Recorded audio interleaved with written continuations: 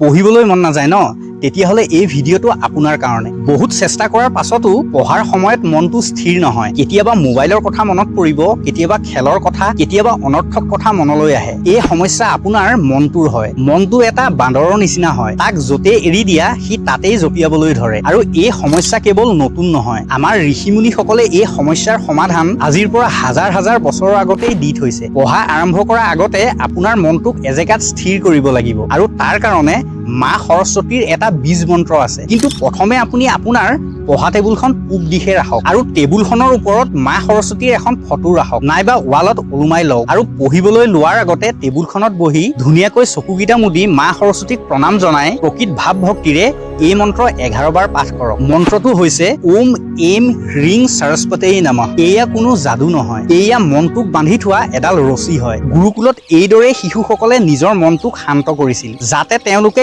জ্ঞান লাভ কৰিব পাৰে। আৰু চাওক, যেতিয়া মানুহৰ মনটো উৰিবলৈ বন্ধ হৈ যায়, তেতিয়াহে তেওঁ মগজুৱে কাম কৰিবলৈ আৰম্ভ কৰে। আজিৰ পৰাই চেষ্টা কৰক, অহা 7 দিনৰ পৰা আপুনি ইয়াৰ ফল পাবলৈ আৰম্ভ হৈ যাব। যদি আপুনি সঁচাকৈ এই তথ্যক লৈ গম্ভীৰ হয়, কমেণ্টত জয় মা সৰস্বতী লিখক, আৰু এই ৰিলটো সেই বন্ধুলৈ পঠাওক যিজনে পঢ়াৰ সময়ত মনটোক স্থিৰ কৰিব নোৱাৰে। লগ পাম আহিবলগীয়া ভিডিঅ'। তেতিয়ালৈ জয় মা সৰস্বতী।